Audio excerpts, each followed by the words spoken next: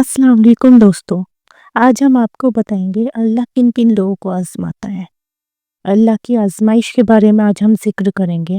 اللہ کن لوگوں کو تکلیف یا مشکل میں ڈالتا ہے۔ اللہ کسی کو بھی تکلیف یا مشکل میں یوں ہی نہیں ڈالتا۔ قرآن اور حدیث کے حساب سے دیکھا جائے تو اللہ کی طرف سے آنے والی مشکلیں یا پریشانی کچھ خاص وجہ سے ہی ہوتی ہیں۔ اللہ کن لوگوں کو بار بار پریشانی اور مشکل میں ڈالتا ہے۔ ہماری ایک پریشانی ختم نہیں ہوتی اور دوسری شروع ہو جاتی ہے۔ اب وہ چاہے کاروبار کو لے کر ہو، جاب کو لے کر ہو، بچوں کو لے کر ہو، کسی بھی وجہ سے ہو۔ آخر ہمارے ساتھ ایسا کیوں ہوتا ہے؟ ہمیں کیسے پتا چلے گا کہ ہم پہ کس وجہ سے پریشانی آئی ہے یا ہم کس وجہ سے بار بار مصیبت میں پڑتے ہیں؟ تو دوستو، اس کی دو وجہ ہیں۔ پہلی وجہ ہے آزمائش۔ اللہ کن کن لوگوں کو آزمانا چاہتا ہے، اس کی حقیقت جانتے ہیں۔ چلو، قرآن سورہ العنکبوت میں اللہ فرماتا ہے، کیا لوگوں نے یہ سمجھ لیا ہے کہ وہ کہہ دیں گے کہ ہم ایمان لے آئے اور انہیں آزمایا نہیں جائے گا؟ اللہ اپنے نیک بندوں کو ہی آزماتا ہے، وہ سچے ہیں یا نہیں۔ آزمائش تو ہمارے نبیوں اور رسولوں پر بھی آئی ہیں۔ اللہ نے طرح طرح سے نبیوں اور رسولوں کی آزمائش لی ہے۔ اللہ چاہتا تو ایک بار میں ان کی پریشانی دور فرما دیتا، لیکن اللہ نے کتنے سالوں تک اپنے پیارے رسولوں پیغمبروں کی آزمائش لی۔ اس آزمائش میں انہوں نے صبر سے کام لیا اور اپنی امت کو بتایا کہ کوئی بھی پریشانی یا مصیبت آنے پہ حق اور سچ کا دامن کبھی مت چھوڑنا۔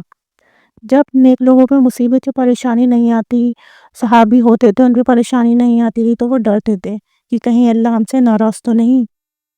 اور ہم لوگ کیا کرتے ہیں؟ ہم ذرا سی پریشانی آتی ہے اور اللہ سے بیزار ہو جاتے ہیں، مایوس ہو جاتے ہیں، طرح طرح کے وسوسوں میں پڑ جاتے ہیں، غلط کاموں میں پڑ جاتے ہیں، بالکل اللہ سے نا امید ہو جاتے ہیں، جو بالکل غلط ہے۔ ہمیں کبھی بھی اللہ سے نا امید نہیں ہونا چاہیے، کیونکہ اللہ آزمائش انہی لوگوں پہ بھیجتا ہے جنہیں وہ پسند کرتا ہے، جن کا امتحان لینا چاہتا ہے۔ وہ آزماتا ہے اپنے بندوں کو، کب تک میرا بندہ مجھ سے محبت کرتا ہے۔ آپ یہ مت دیکھیں کہ فلاں شخص اتنا مالدار ہے، وہ امیر ہے، وہ خوش ہے، بہت خوش ہے۔ یہ سب دور دور سے ہمیں لگتا ہے کہ ہاں وہ خوش ہے، اور اگر وہ واقعی میں ہی بہت خوش ہے، اس پہ کوئی آزمائش نہیں آ رہی ہے، تو سمجھ لیجئے اللہ اس سے ناراض ہے۔ اس لیے جب بھی کوئی مصیبت یا پریشانی آئے، اللہ کی طرف سے آزمائش سمجھ کے صبر سے کام لیں، انشاءاللہ جلد مشکل دور ہو جائے گی۔ جس طرح روزہ رکھنے کے بعد یہ پتہ ہوتا ہے شام کو روزہ کھلے گا، اسی طرح اللہ پہ بھی توکل رکھنا چاہیے۔ ہر آزمائش کے بعد اللہ کی راحت بھی ہے۔ اللہ سے اپنے لیے دعا کریں اور زیادہ سے زیادہ استغفار کریں، نماز اور قرآن پڑھیں۔ نماز اور قرآن پڑھنا بالکل نہ چھوڑیں۔ کبھی کبھی مشکلیں ہمارے گناہوں کا کفارہ بن جاتی ہیں۔ مومن کو جو بھی تکلیف پہنچتی ہے، چاہے وہ کانٹا ہی کیوں نہ چبھے، اللہ اس کے بدلے بھی اس کے گناہ معاف کر دیتا ہے۔ بیماری میں، مصیبت میں، کسی بھی طرح کی مصیبت میں پڑے بندے کی اللہ کہیں نہ کہیں اس کے گناہ معاف کر دیتا ہے۔ کیا پتہ ہم اتنے گناہ گار ہیں کہ ہمارے اللہ چاہتا ہے کہ اللہ ہمارے گناہ معاف ہو جائیں۔ ایک دوسری چیز ہے انسان کے اپنے اعمال۔ وہ دنیا میں جو بھی اعمال کرتا ہے اس کا کفارہ اسے دنیا میں ہی بھگتنا پڑتا ہے۔ جانے انجانے میں کیے ہوئے گناہ ہماری پریشانیوں اور مصیبتوں کا سبب بن جاتا ہے۔ قرآن سورہ الشورى میں اللہ فرماتا ہے، جو مصیبت بھی تمہیں پہنچی ہے وہ تمہارے اپنے ہاتھوں کے کیے ہوئے کرموں کا نتیجہ ہے، اور وہ بہت کچھ تو معاف بھی کر دیتا ہے۔ کبھی کبھی انسان کی غلطیوں اور نافرمانی کی وجہ سے ہی مشکلیں آتی ہیں۔ اللہ کی طرف سے آنے والی مشکلیں سزا نہیں بلکہ رحمت، تذکرہ یا امتحان ہوتی ہیں۔ جو لوگ ان مشکلوں میں صبر سے کام اور توکل رکھتے ہیں کہ انہیں اللہ کے یہاں بڑا انعام ملتا ہے۔ جب بھی آپ کسی بھی ایسی مصیبت میں گرے ہوں تو چلتے پھرتے اللہ کا یہ کلمات پڑھتے رہیے، حسبنا اللہ و نعم الوکیل۔ اس کا کیا مطلب ہے؟ اس کا مطلب ہے کافی ہے ہمارے لیے اللہ، اور وہی سب سے بہترین کارساز ہے۔